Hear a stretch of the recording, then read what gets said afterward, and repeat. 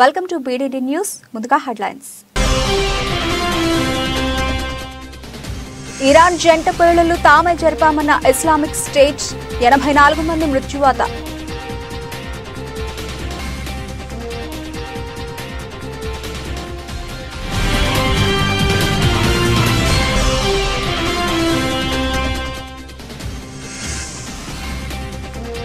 దేశ రాజధాని ఢిల్లీని కమ్మేస్తున్న పొగమంచు, అత్యల్పంగా 6 డిగ్రీల కనిష్ట ఉష్ణోగ్రత నమోదు.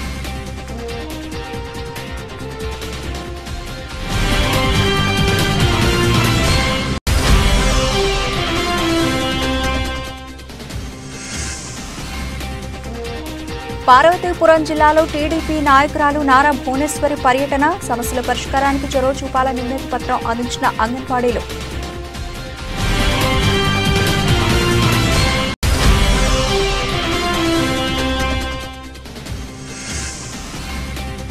రాగిమాన్ తోటిలో బాబు షిరిడి భవిష్యత్కు గ్యారంటీ ప్రోగ్రాం, హాజరైన మంత్రాలయ టీడీపీ ఇన్ఛార్జ్ తిక్కారెడ్డి.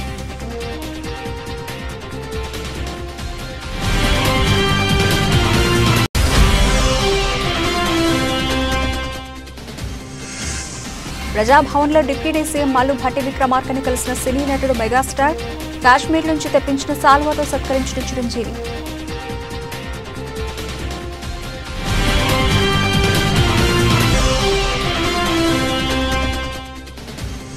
లాభాలతో ప్రారంభమైన దేశీయ స్టాక్ మార్కెట్ సూచీలు 286 పాయింట్లు పుంజుకొని 72,134 వద్ద ట్రేడ్ అవుతోన్న సెన్సెక్స్.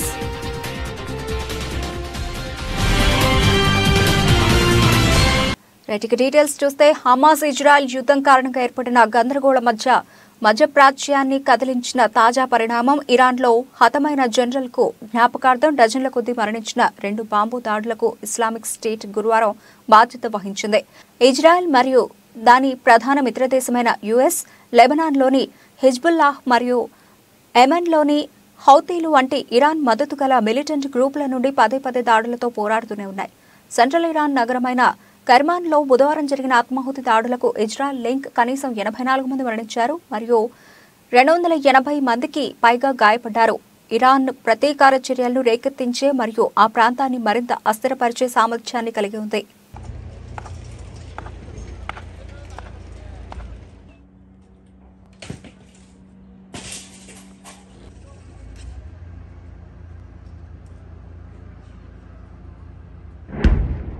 దేశ రాజధాని ఢిల్లీని పొగమంచు కమ్మేసింది. ఢిల్లీలో ఇవాళ ఉదయం అత్యల్పంగా 6 డిగ్రీల కనిష్ట ఉష్ణోగ్రత నమోదైంది. దీంతో విజిబిలిటీ తక్కువగా ఉండడంతో వాహనదారులు తీవ్ర ఇబ్బందులు పడుతున్నారు. ఈ పొగమంచు కారణంగా ఢిల్లీకి రాకపోకలు సాగించే సుమారు 22 రైళ్లు ఆలస్యంగా నడుస్తున్నట్లు అధికారులు తెలిపారు.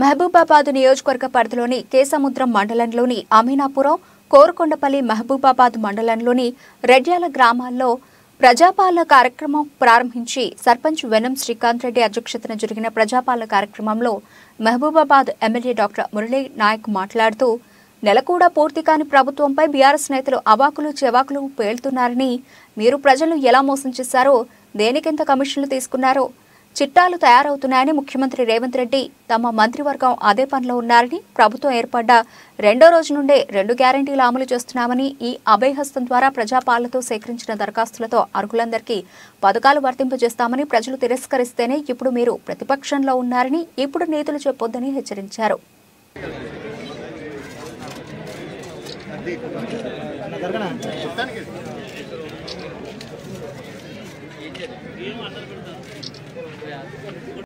వాటన్నిటిని ఒకే ఒక దరఖాస్తులో నింపాలని చెప్పి వాళ్ళు చెప్పడం జరిగింది. నా పేపర్లలో మన కేటీఆర్ గారు వారు ఏమనిచ్చారంటే కాంగ్రెస్ మేనిఫెస్టోని 420 మేనిఫెస్టోగా చిత్రీకరించారు. ఇది చాలా దారుణం. ఎందుకంటే గత ప్రభుత్వం 10 సంవత్సరాలున్నా కూడా ఇక్కడ ఉన్నటువంటి ప్రజలకు ఎటువంటి సాయం చేయలేదు. అలాగే వారు కేవలం కమిషన్ల కొరకే పనిచేసారు. ఏదైనా కట్టడాలు ఉంటే కమిషన్లు కొట్టుకుందాం, 30% కమిషన్ల కొరకు వారు పనిచేసింది. కానీ మా కాంగ్రెస్ ప్రభుత్వం ప్రజాప్రభుత్వం, ప్రజలకు నిజంగా అందుబాటులో ఉండే ప్రభుత్వం మాది చాలా పారదర్శకంగా ఉండే ప్రభుత్వం అని చెప్పేసి వారు చెప్తా ఉన్నా. మేము బీఆర్ఎస్ నాయకులు కూడా చెప్తా ఉన్నా, ఖబర్దార్ మీరు గత 10 సంవత్సరాలుగా ఉండి ఇక్కడ ఉన్నటువంటి ప్రజలకు మీరు డబుల్ బెడ్రూమ్లు ఇస్తామని చెప్పి మీరు కాంగ్రెస్ ప్రభుత్వం ఇచ్చినట్టు ఇందిరమ్మ ఇల్లులు చాలా చిన్న అగ్గిపెట్టి ఇల్లు అన్నారు. నేను ఒకటే చెప్తా ఉన్నా, మీరు ఎక్కడికంటే అక్కడికి వస్తాను, ఏ ఊర్లో మీరు డబుల్ బెడ్రూమ్ ఇల్లు ఇచ్చారో నేను చూస్తాను. అలాగే 1200 మంది నిరుద్యోగ యువకులు చనిపోతే ఈ రోజు వరకు ఒక ఉద్యోగ నోటిఫికేషన్ ఇవ్వలేదు. పాపం మీకు నిరుద్యోగ యువకుల ఉసురు తగలే మీకు ఈసారి గవర్నమెంట్ పోయిందని చెప్పేసి నేను పాత్రికేయుల ముఖంగా నేను తెలియజేస్తున్నా. నేను ఒకటే చెప్తాను, మీరు మాట్లాడే ముందు చాలా జాగ్రత్తగా ఆచితూచి మాట్లాడండి. మీది పర్సెంటేజ్ ప్రభుత్వం, మాది పారదర్శకంగా ఉండే ప్రభుత్వం కాంగ్రెస్ ప్రభుత్వం అని చెప్పేసి నేను తెలియజేస్తాను. వచ్చిన డబ్బులన్నీ కూడా మీరు మీ కాంట్రాక్టర్లకు మొన్న 2వ తారీఖు కూడా మీరు దోచిపెట్టారు. మీ కాంట్రాక్టర్లకు అవన్నీ సరి చేసే పనిలో మా ముఖ్యమంత్రి గారు ఉన్నారు. ఖచ్చితంగా 6 హామీలతో పాటు వివిధ రకాల హామీలు ఇచ్చారు. అన్ని హామీలను కూడా ఈ 5 సంవత్సరాల కాలంలో ఇక్కడ మహిబాద్ ప్రాంతంలో రాష్ట్ర వ్యాప్తంగా మా ఎమ్మెల్యేలు, మంత్రులు ప్రతి పేద అట్టడుగు వర్గానికి ప్రతి ఇంటికి సంక్షేమం చేకూరుస్తారు. ఇలా ఎటువంటి సందేహం లేదు. మీరు ఎన్ని ఉపాయాలు చేసినా ప్రభుత్వం ఖచ్చితంగా సామాన్యులకు కట్టుబాటుతోటి అన్ని పనులు చేస్తుంది. వచ్చే లోక్సభ ఎన్నికల్లో కూడా ఈ ప్రాంతంలో అత్యధిక మేయర్తో కూడా ఈ స్థానాన్ని గెలవబోతున్నాం. మీరు ఎన్ని మోసపూరిత హామీలు ఇచ్చి 10 ఏళ్ళు మభ్యపెట్టినట్టు ఇప్పుడు మభ్యపెడితే కూడా జనం నమ్మే పరిస్థితులు లేరు. మిమ్మల్ని ఎట్టి పరిస్థితుల్లో మా ప్రభుత్వం అన్ని హామీలు కూడా. జగిత్యాల జిల్లా రాయకల్ పట్టణంలో నివాస గృహాల మధ్యలో ఉన్న రైస్ మిల్లును తొలగించాలని కోరుతూ మార్కెట్ రోడ్లో అంబేద్కర్ కాలనీ వాసులు ఆందోళన నిర్వహించారు. 10వ వార్డులో ఓ రైస్ మిల్లుతో ఇబ్బందులను ఎదుర్కొంటున్నామని ఆగ్రహం వ్యక్తం చేశారు. రైస్ మిల్లు నుంచి వచ్చే వ్యర్థాల కారణంగా స్థానికంగా ఉండే ప్రజలతో పాటు చిన్నపిల్లలు అనారోగ్యం బారిన పడుతున్నారని, శ్వాసకోశ సమస్యలు ఎదుర్కొంటున్నామని, రైస్ మిల్లు మరో చోటికి తరలించాలని ఇదివరకే పలుసార్లు అధికారులకు ఫిర్యాదు చేయగా విచారణ చేపట్టిన అధికారులు నోటీసులు జారీ చేసినట్లుగా స్థానికులు తెలిపారు. ఆందోళన వద్దకు ఏఎస్ఐ దేవేందర్ సిబ్బందితో వచ్చి వారికి నచ్చజెప్పి అధికారులతో మాట్లాడితే తీసుకుంటామని హామీ ఇవ్వడంతో ఆందోళన విరమించారు. అంబేద్కర్ కాలనీ వాసులు తదితరులు పాల్గొన్నారు.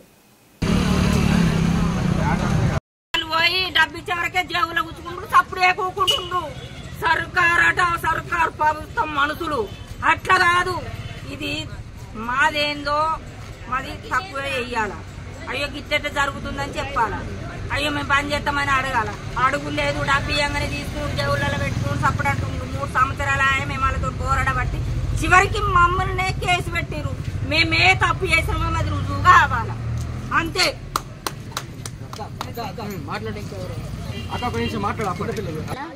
మా పిల్లలు మేము చాలా ఇబ్బంది పడుతున్నాము.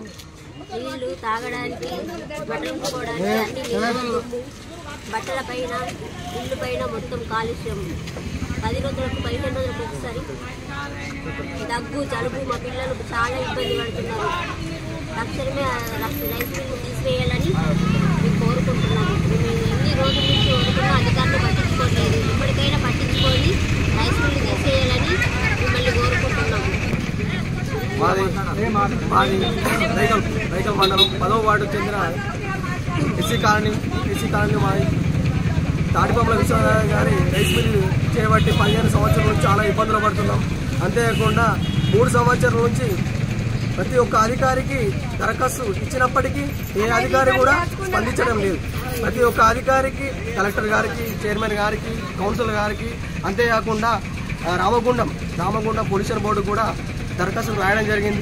అయినా వాళ్ళు రామగుండం నుంచి వచ్చి మీకు ఒక 4 రోజుల మిషనరీ తీసుకొచ్చి మీకు న్యాయం చేస్తామన్నారు. ఇప్పటికీ 15 రోజులు దాటిపోయింది. కానీ ఏ ఒక్క అధికారి కూడా మా కాలనీకి వచ్చి మా బాధను, మా పరిస్థితులను, మేము ఎట్లా బతుకుతున్నాం, మా వ్యవస్థలు ఏంటి అనేది కూడా ఒక్క అధికారి కూడా రావడం లేదు.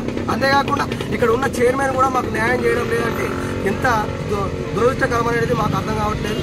అంతేకాకుండా చిన్న చిన్న పిల్లలకు ర్యాషెస్, అంతేకాకుండా శ్వాసకోశ వ్యాధులు, అంతేకాకుండా పెద్దవాళ్ళకు అస్తమా, దగ్గు, దమ్ము, చిన్న చిన్న పిల్లలకు, పెద్దవాళ్ళకు కూడా అనేక అనారోగ్య సమస్యలు రావడం జరుగుతుంది. ఇప్పటికీ ఏ అధికారి కూడా మా కాలనీ వైపు కన్నెత్తి చూడకపోవడం అనేది ఎంత పెద్ద అన్యాయం అనేది అసలు మాకు అందించట్లేదు. అంతేకాకుండా దయచేసి మా ప్రాణాలను కాపాడుతారా, లేకపోతే మేము మమ్మల్ని ఇది బతుకుండగానే మమ్మల్ని చంపేస్తారా అనేది మీ అధికారుల చేతుల్లో ఉన్నది. అంతేకాకుండా తక్షణమే ఇంట్లో మధ్యలో ఉన్న ఆ తాటిపాముల విశ్వనాథం గారి రైస్ మిల్లును తీసివేయాలని నేను ఈ సభాముఖంగా మాట్లాడుతున్నాను. జగిత్యాల జిల్లా లూయిస్ బ్రెయిలీని ఆదర్శంగా తీసుకుని ఆ దిశగా ముందడుగు వేయాలని జిల్లా కలెక్టర్ షేక్ యాస్మిన్ పాషా అన్నారు. గురువారం లూయిస్ బ్రెయిలీ 215వ జన్మదిన వేడుకను ఐడీఓసీ సమావేశ మందిరంలో నిర్వహించారు. ఈ సందర్భంగా ముఖ్య అతిథిగా పాల్గొని కలెక్టర్ మాట్లాడుతూ బ్రెయిలీ జీవితాన్ని ఆదర్శంగా తీసుకుని దివ్యాంగులు ఆ దిశగా లక్ష్యాన్ని ఎంచుకుని ముందడుగు వేయాలని అన్నారు. నిరాశ నిస్పృహలకు లోను కాకుండా దివ్యాంగులు సకాలంలో మాదిరిగానే లక్ష్యాన్ని ఎంచుకుని అకుంఠిత దీక్షతో ఆ దిశ వైపు పయనించాలని అన్నారు. దివ్యాంగులకు చట్టరీత్యా సంక్రమించవలసిన సౌకర్యాలన్నీ పరిశీలించి చర్యలు తీసుకోవడం జరుగుతుందని తెలిపారు. రాష్ట్ర ప్రభుత్వం అన్ని వర్గాల యువతకు పలు రంగాల్లో శిక్షణ కార్యక్రమాలు నిర్వహించనున్న దృష్ట్యా ప్రతి ఒక్కరూ సద్వినియోగం చేసుకోవాలని సూచించారు. అడ్డం రాకుండా తను వర్క్ చేస్తున్నారంటే అలాంటి వాళ్ళని మన స్ఫూర్తిదాయకంగా తీసుకోవాల్సిన అవసరం ఉంది. అదేవిధంగా మనతో పాటు ఉండే వాళ్ళు కూడా అందరు మనకి ఎగ్జాంపుల్సే. సో ఎవరో అంటే నేనేమంటున్నానంటే ఎక్కడ కూడా మన ఏదైతే డిజబిలిటీని చాటుగా చూపించకుండా దాన్ని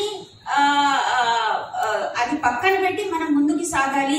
సాధించాల్సింది చాలా ఉంటది, సాధించగలుగుతామనే ఇలాంటి ఎగ్జాంపుల్స్ అనేది మీ అందరితో షేర్ చేసుకోవడం జరుగుతుంది. అదే విధంగా మీ అందరికీ తెలుసు, నాకు కూడా I remember when I was preparing for exams, అప్పుడు I use to go to Ashok Nagar, అక్కడ ఇన్స్టిట్యూషన్ స్టార్ట్ చూపు కోల్పోయాడు. 10 ఏళ్లకి మొత్తమే చూపుపోయి అందులో పాఠశాలలో బహుశా చేరుంటాడేమో. అప్పటికి ఆంధ్ర పాఠశాలలో ఈ లిపి లేదు, లేదంటే అతను అప్పటికే కొంత దాన్ని తయారు చేసి ఇచ్చాడో మనకు తెలియదు. బట్ అది నేర్చుకోవాలి అనే ఆ చిన్నతనంలోనే అతను నేర్చుకోవడం జరిగింది. అదేవిధంగా పాఠశాలను ఏర్పాటు చేయడం జరిగింది. పాఠశాలలో అతనే ఉపాధ్యాయుడిగా 15 ఏళ్ళకే చేరడం జరిగింది. దాని అంతటినీ కూడా మనకి నిస్వార్థంగా ఈరోజు మనం చదువుకుంటున్నాం. ఆయన కష్టము నిస్వార్థంగా మనము ఫలితం తీసుకుంటున్నాం. అయితే ఆ ఫలితాన్ని అంతే నిస్వార్థంగా మనం నిర్వహిస్తున్నామా లేదా, మన వెనకాల వాళ్ళకి పంపుతున్నామా లేదా, ఇంకా దాన్ని మెరుగ్గా చేసామా లేదా అనేది మనల్ని మనం ఎవరికి వాళ్ళని క్వశ్చన్ చేసుకుని మనము నెక్స్ట్ జనరేషన్ కి ఇంకా మెరుగ్గా ఏమి ఇవ్వగలము అని ఆలోచించాలి. ఇప్పుడున్నటువంటి అత్యాధునికమైనటువంటి పరిజ్ఞానాన్ని మనం మన సోదరులకి ఇంకా ఎంత బాగా చేయగలుగుతాము.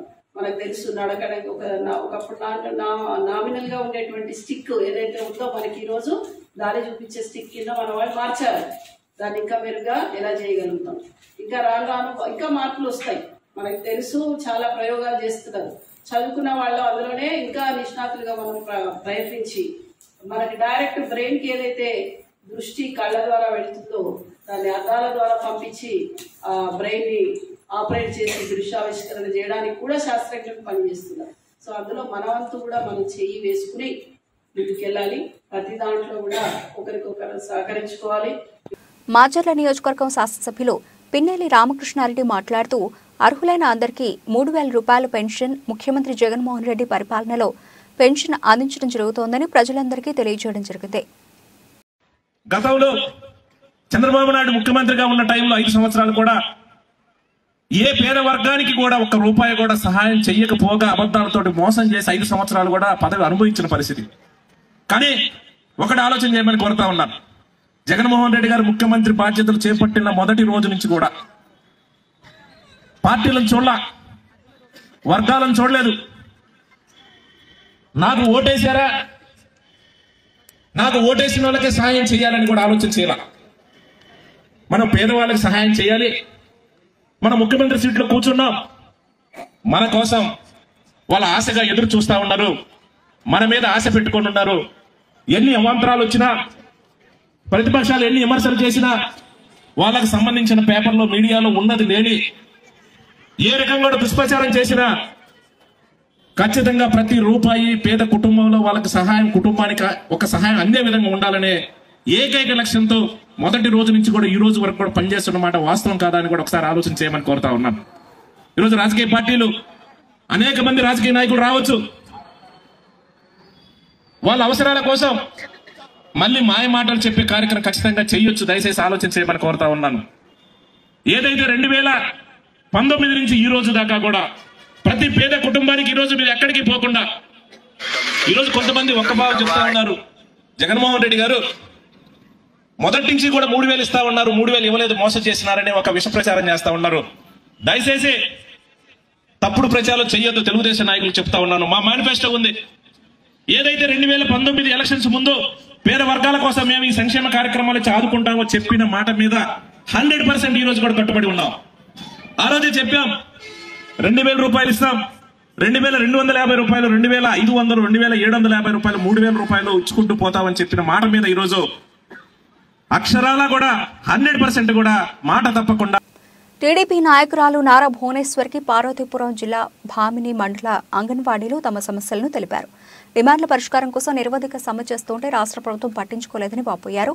అంగన్వాడీల సమస్యల పరిష్కారానికి చొరవ చూపాలని ఆమెకు వినతి పత్రం అందించారు.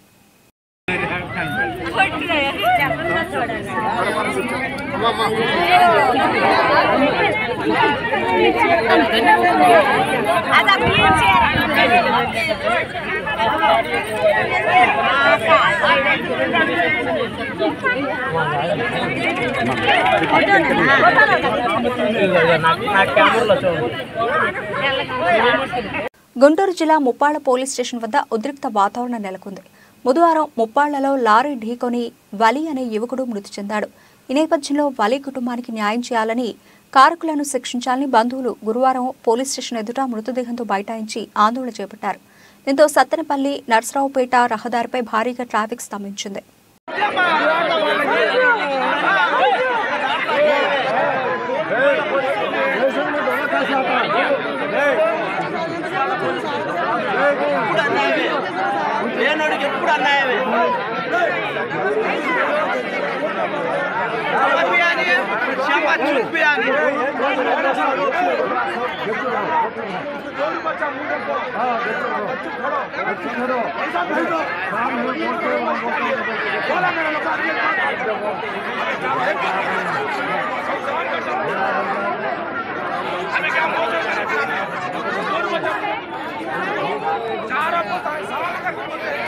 శ్రీ సత్యసాయి జిల్లా కదిరి నియోజకవర్గ పరిధిలోని ఆర్ఎండ్బి గెస్ట్ హౌస్ నందు గల గిరిజన విద్యార్థి సమైక్య గిరిజన ప్రజా సమైక్య ఆధ్వర్యంలో సమావేశం ఏర్పాటు చేశారు. ఈ సందర్భంగా రాయలసీమ జిల్లాల అధ్యక్షులు మూడే ప్రసాద్ నాయక్, కృష్ణా నాయక్ మాట్లాడుతూ గిరిజన హక్కుల పరిరక్షణ ధ్యేయంగా వారి ఆత్మగౌరవమే లక్ష్యంగా గిరిజన అభివృద్ధిని ఆకాంక్షిస్తూ గిరిజన ప్రజా సమాఖ్య గిరిజన విద్యార్థి సమాఖ్య జాతీయ కమిటీ ఆధ్వర్యంలో ప్రజల జీవన ప్రమాణ స్థాయిని పెంచే లక్ష్యంతో గిరిజనుల ఆత్మగౌరవానికై జరిగే గిరిజనుల శంఖారావానికి వేలాదిగా తరలిరావాలని, తుమ్మలపల్లి కళాక్షేత్రం విజయవాడలో జనవరి 7న నిర్వహించే సభను జయప్రదం చేయాలని వారు పిలుపునిచ్చారు. విద్యార్థి సమైక్య జాతీయ వ్యవస్థాపకుడైనటువంటి శ్రీ ఒడిత్యా శంకర్ నాయక్ గారు ఈ జాతిని ఉద్దేశించి విజయవాడలో ఈ నెల 7వ తేదీన గిరిజన శంఖారావం అనే ఒక సభను ఏర్పాటు చేశారు. కదిరి ప్రాంతం నుంచి గిరిజనులు భారీ ఎత్తున పాల్గొని ఆ శంఖారావం యొక్క సభను జయప్రదం చేయాలని ఈరోజు మేము పత్రికాముఖంగా తెలియజేయడమైనది. ఈ కార్యక్రమానికి మా శ్రేయోభిలాషిగా మా గిరిజన అన్నదమ్ములందరూ పాల్గొన్నాము. గిరిజన జాతి కోసం, గిరిజనుల హక్కుల కోసం, వారి యొక్క ఆత్మాభిమానం కోసం అనుక్షణం పోరాటం చేసే గిరిజన ప్రజా సమైక్య గిరిజన విద్యార్థి సమైక్య తలపెట్టినటువంటి శంఖారావానికి భారీ ఎత్తున మద్దతు తెలపాలని గిరిజనులు కోరుకుంటూ ఈ ప్రాంతం నుంచి పుట్టపర్తి జిల్లా, పుట్టపర్తి నియోజకవర్గం, కదిరి ప్రాంతం, కదిరి నియోజకవర్గంలో భారీ ఎత్తున గిరిజనులు ఉన్నారు. మన హక్కుల కోసం ప్రతి ఒక్క గిరిజనులు కూడా కలిసి వచ్చి ఈ ప్రభుత్వాలు చేస్తున్నటువంటి కుట్రలను కుతంత్రాలను తిప్పికొట్టి మన అభివృద్ధిని మాత్రమే మనం ఆకాంక్షించలేని ఉద్దేశంతో ఈ యొక్క సభను ఏర్పాటు చేస్తున్నాడు శంకర్ నాయక్ గారు. ఖచ్చితంగా అందరూ తప్పకుండా రావాలని కోరుకుంటున్నాను. నా పేరు మూడే ప్రసాద్ నాయక్. నేను అందరికీ నమస్కారం. 7వ తేదీన విజయవాడలో జరుపు గిరిజన శంఖారావం మన వర్తే శంకర్ నాయక్ గారు తలపెట్టారు.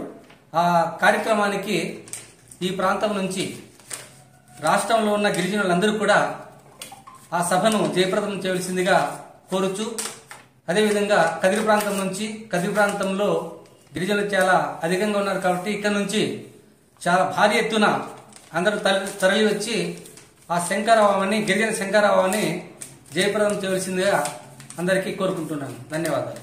గండి అంజనను దర్శించుకున్న నంద్యాల ఎంపీ గండి క్షేత్రంలోని శ్రీ వీరాంజనేయ స్వామి దేవస్థానంలో గురువారం నంద్యాల పార్లమెంటు సభ్యుడు పోచా బ్రహ్మానందరెడ్డి దర్శించుకున్నారని ఆలయ అసిస్టెంట్ కమిషనర్ అలవలపాటి ముకుందారెడ్డి తెలిపారు.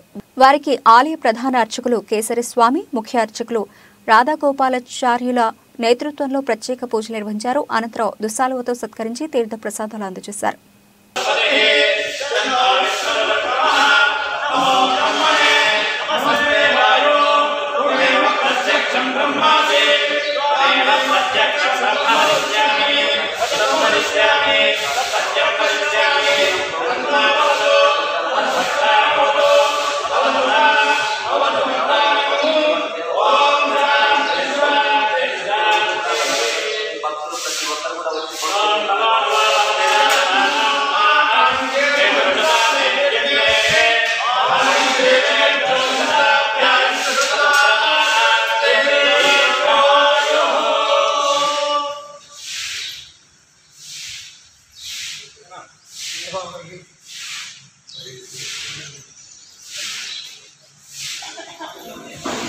తెలుగుదేశం పార్టీ అధికారంలోకి వచ్చిన మరుక్షణమే 6 గ్యారెంటీలతో అన్ని వర్గాల ప్రజలకు చంద్రబాబు భరోసా కల్పిస్తారని మంత్రాలయం టీడీపీ ఇన్ఛార్జి తిక్కారెడ్డి స్పష్టం చేశారు. గురువారం పెదకడబూరు మండలంలోని రాగిమాన్దొడ్డిలో టీడీపీ నాయకులు వెంకటరెడ్డి ఆధ్వర్యంలో బాబు ష్యూరిటీ భవిష్యత్తుకు గ్యారంటీ ప్రోగ్రాం నిర్వహించారు. ఈ సందర్భంగా ప్రతి ఇంటికి వెళ్లి టీడీపీ 6 గ్యారంటీ పథకాల గురించి వివరించారు.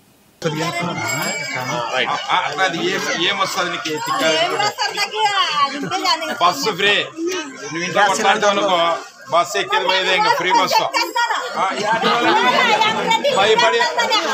భయపడి నీకు ఒకసారి బస్సు రెడ్డలు ఫ్రీ పెట్టారు చూడని చెప్పి 3 గ్యాస్ సిలిండర్లు ఫ్రీ. ఎన్ని గ్యాస్ ఇప్పుడు పెన్షన్ వస్తుంది నీకు. ఇప్పుడు మన నెల నీకు 15,000 ఇస్తాం. ఆ పెన్షన్ వచ్చే వరకు అది 4,000 పెన్షన్. అది 15,000 పెన్షన్ నెల ఎంతమందికి? రైతుకి 20,000. చదువుబడి పిల్లలు ఎంతమంది ఉన్నారు? ముగ్గురికి ఉంటే 45,000 వస్తుంది సంవత్సరానికి. ఇప్పుడు ఎంత వస్తుంది?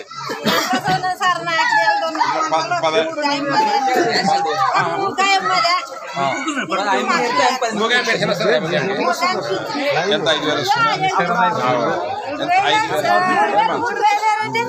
5,000 వికలాంగులు పెంచినాడు, అందరు పెంచారు. వికలాంగులు పెంచినాడు మనం పెంచితే మరి వాళ్ళు 2,000 ఇచ్చినా మనం 3,000 ఇచ్చితే వాళ్ళకి 2,000 ఇస్తే మనం ఈసారి పెంచుతున్నాం లేదు. అది 5,000 దాదాపు పోతుంది. అంటే నేను ఇప్పుడు రాష్ట్ర వ్యాప్తంగా చేస్తాం. ఇప్పుడేమో హామీ ఇయ్యాను నేను. అది అందరు రాష్ట్ర వ్యాప్తంగా ఏం భయపడద్దు. కూకట్పల్లి నియోజకవర్గం Kukatpally JNTUH vice chancellor media సమావేశం గురువారం నిర్వహించారు. జేఎన్టీయూహెచ్ 12వ స్నాతకోత్సవం ఈ నెల 5వ తేదీన నిర్వహించనున్నట్లు JNTU vice chancellor professor Katta Narasimhareddy తెలిపారు. ఇస్రో చైర్మన్ డాక్టర్ శ్రీధర్ పానికర్ సోమనాథ్కు డాక్టరేట్ ప్రదానం చేశారు. స్నాతకోత్సవం ద్వారా 88,226 మంది విద్యార్థులకు పట్టాలు అందజేస్తున్నట్లు వివరాలు తెలిపారు.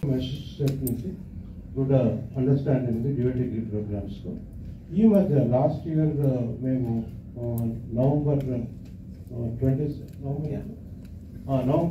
2nd నుంచి 12th నేను, తర్వాత రిజిస్ట్రార్, తర్వాత director of organise affairs Suresh Kumar, మేము ముగ్గురం కూడా యూఎస్ పోయిన సందర్భంలో we are signed about 5 universities.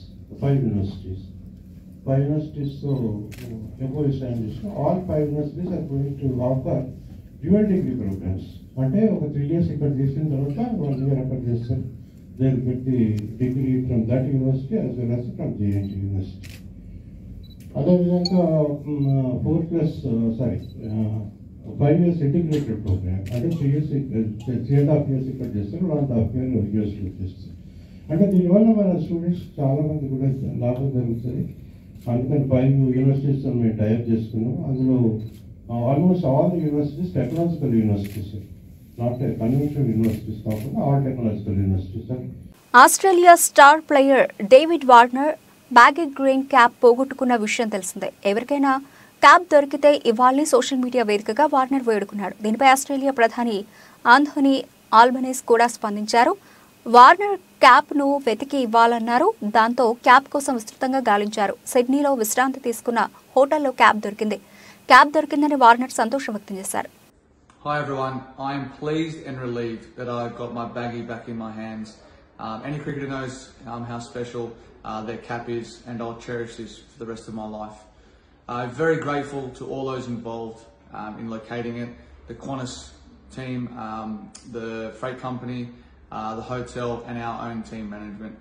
It's a load off my shoulders going into the last couple of days. Really appreciate it, so thank you all. Deputy CM Mallu Bhatti విక్రమార్కని గురువారం రాత్రి హైదరాబాద్ ప్రజాభవన్లో ప్రముఖ సినీ నటుడు మెగాస్టార్ చిరంజీవి, ఆయన సతీమణి సురేఖ మర్యాదపూర్వకంగా కలిశారు. కాశ్మీర్ నుంచి తెప్పించిన సాల్వాతో చిరంజీవి సత్కరించారు. చిరంజీవి దంపతులకు పుష్పగుచ్చం అందించి భట్టి విక్రమార్క సైతం సత్కారం చేశారు. ఆయన వెంట కుమారుడు సూర్య విక్రమాదిత్య ఉన్నారు.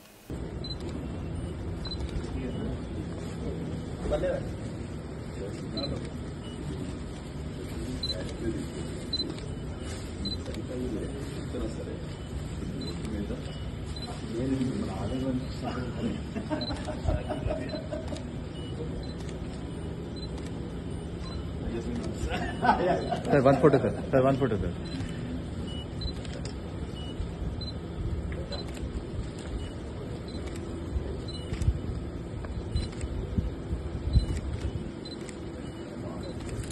ధనుష్ హీరోగా నటించిన లేటెస్ట్ చిత్రం కెప్టెన్ మిల్లర్. సంక్రాంతి కానుకగా ఈ సినిమా విడుదల కానుంది. ఈ నేపథ్యంలో చిత్ర బృందం చెన్నైలోని నెహ్రూ స్టేడియంలో ఆడియో లాంచ్ కార్యక్రమాన్ని నిర్వహించారు. ఈ కార్యక్రమంలో కెప్టెన్ మిల్లర్ సినిమాలో నటించిన నటి ఐశ్వర్య రఘుపతికి చేదు అనుభవం ఎదురైంది. ఓ యువకుడు ఆమెను అసభ్యంగా తాకాడు. అది గమనించిన ఐశ్వర్య యువకుడిని పట్టుకుని చితక్కొట్టింది. దాంతో ఈ వీడియో నెట్టింట వైరల్ అయింది.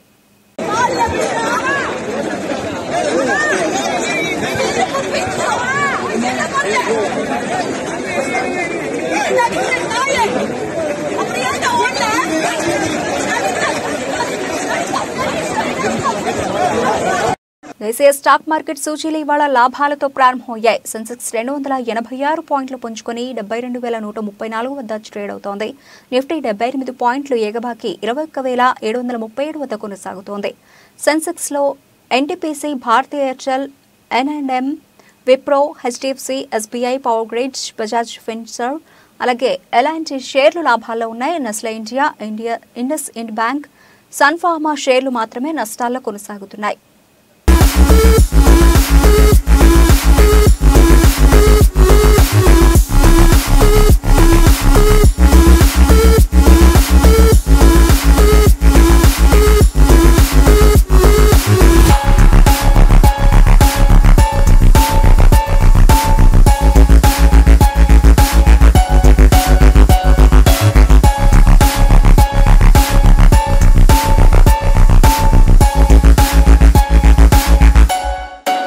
బులెటిన్ ముగించే ముందు హెడ్లైన్స్ మరోసారి. ఇరాన్ జంట పేలుళ్లు తామే జరిపామన్న ఇస్లామిక్ స్టేట్, 84 మంది మృత్యువాత.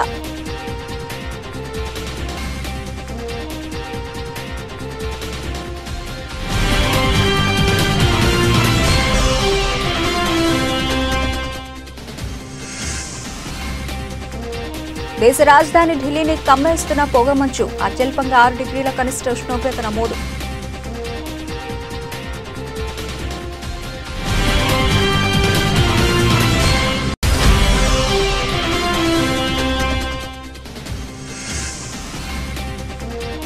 పార్వతీపురం జిల్లాలో టీడీపీ నాయకురాలు నారా భువనేశ్వరి పర్యటన, సమస్యల పరిష్కారానికి చొరవ చూపాలని వినతి పత్రం అందించిన అంగన్వాడీలు.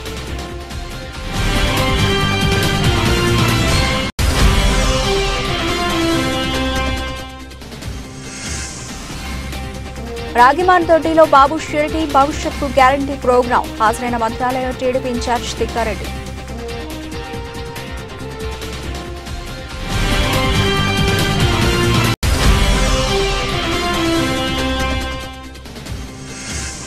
ప్రజాభవన్లో డిప్యూటీ సీఎం మల్లు భట్టి విక్రమార్కని కలిసిన సినీ నటుడు మెగాస్టార్, కాశ్మీర్ నుంచి తెప్పించిన సాల్వాతో సత్కరించిన చిరంజీవి.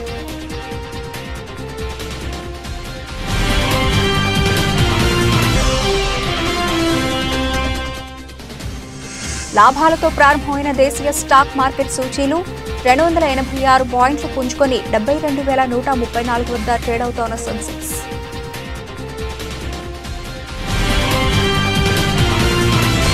ఇవి ఇప్పటివరకు లభించిన అప్డేట్స్. మరిన్ని అప్డేట్స్తో మళ్ళీ కలుద్దాం. అంతవరకు సెలవు. నమస్తే.